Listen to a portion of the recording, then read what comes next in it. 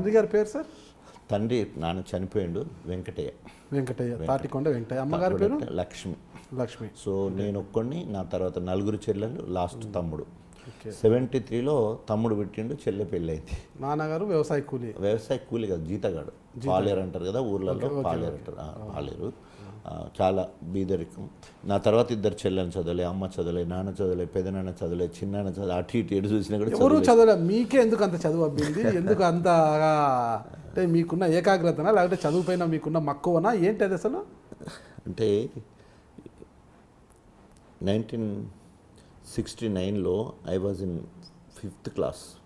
అప్పుడు తెలంగాణ ఎజిస్ట్రేషన్ వచ్చింది.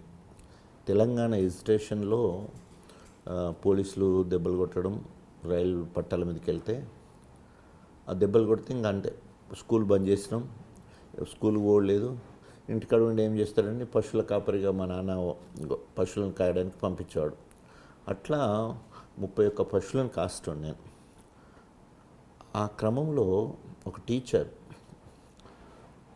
నేను చదువుకోవడానికి కానీ డాక్టర్ అవ్వడం కానీ అప్పటి వరకు మామూలుగా చదివేవాళ్ళము. ఆ టీచర్ గొప్పతనం ఏంటంటే, మా నాన్న పేరు వెంకటి కదా, ఏమరా వెంకటి, నీ కొడుకు డాక్టరో ఇంజనీరో అవుతాను అనుకుంటే వాడిని గొడ్లగా ఇస్తున్నావురా అని మా నాన్నతో అంటుంటే నేను నిన్ననమ్మా, నేను డాక్టరో ఇంజనీర్ కావాలా అని చెప్పేసి ఇంకా తెల్లారి నుండి పశువుల కాయనికి పోలే. పశువులు వేరే వాళ్ళవా? వేరే వాళ్ళ మీద కదా, ఊరోళ్ళందరి పశువులు అందరి అట్లా. సో ఇంకా పశువులు కానికపోతే ఊరోళ్ళందరూ వచ్చి మా నాన్న మీద ఫైటింగ్.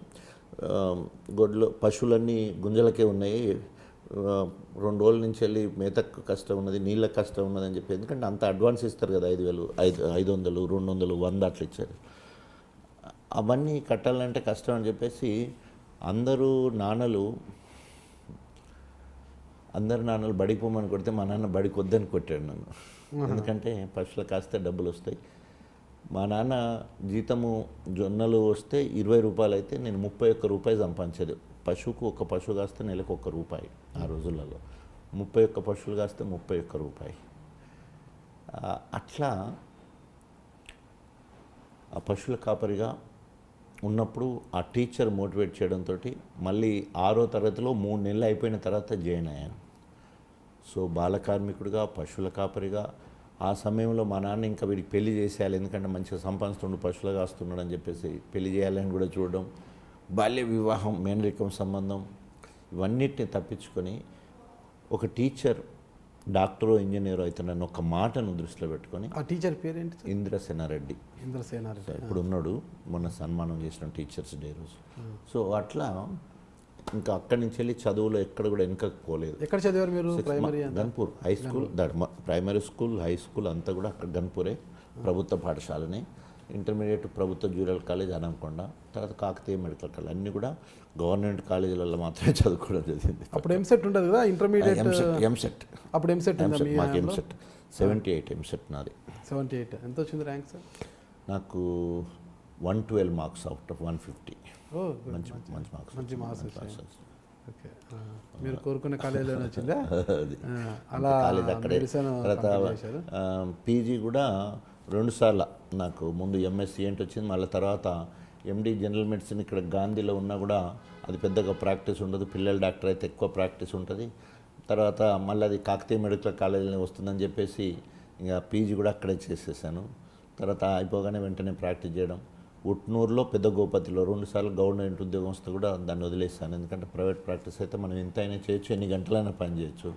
సో గవర్నమెంట్ హాస్పిటల్లో మనం పని చేయలేము. తర్వాత చేద్దామన్నా కూడా అక్కడ పేషెంట్లు ఉండరు, ఇద్దామంటే మందులు ఉండవు. సో తృప్తి ఉండదు. సో కాబట్టి పని ఎగ్గొట్టేటోళ్ళకి ఓకే, పని చేద్దామన్న వాళ్ళకు గవర్నమెంట్ హాస్పిటల్ ఆ రోజుల్లో అంత ఫీజు, అందులో 30-200 జీతం ఉండేది ఆ రోజులలో. సో ప్రైవేట్ సెక్టర్లు కాబట్టి ఇవాళ ఇక్కడ దాకా రాగలిగినాను. చాలా ఎన్నో మెరకిల్స్ వైద్యంలో అనేక మంది పోయే ప్రాణాలను కాపాడిన తృప్తి. అందుకనే డాక్టర్గా నేను ఎందుకు కొడతానంటే, అనేక మందిని బాగు చేస్తే వాళ్ళ కేసు వేసిన బిల్లులో వాళ్ళు 5,000 బిల్లు వేసినాం అనుకో, 1000 గట్టి కాళ్ళ మీద పడితే పోయిన అనుకో, దేవుళ్ళు లెక్క చూస్తారు. పిల్లలు బాగా అయిపోయిన తర్వాత కాళ్ళ దగ్గర పాపలు నేసి లేకపోతే కొబ్బరికాయలు కొట్టిపోవడం ఇట్లాంటివి చూసినప్పుడు కళ్ళు చిమ్మగిల్లే అంత మంచి పేరు డాక్టర్గా. అది రాజకీయాలలో కొంచెం కష్టమే. ఎంత చేసినా కూడా ఉట్టిగా చేస్తాండ మేము ఓట్లు వేయలేదు అంటారు. అక్కడ పైసలు ఇస్తారు, తర్వాత ఆ ప్రేమ వేరే తిరిగి ఉంటుంది కదా, డబ్బులకు మిగతా అట్లా అది బాగుంటుంది.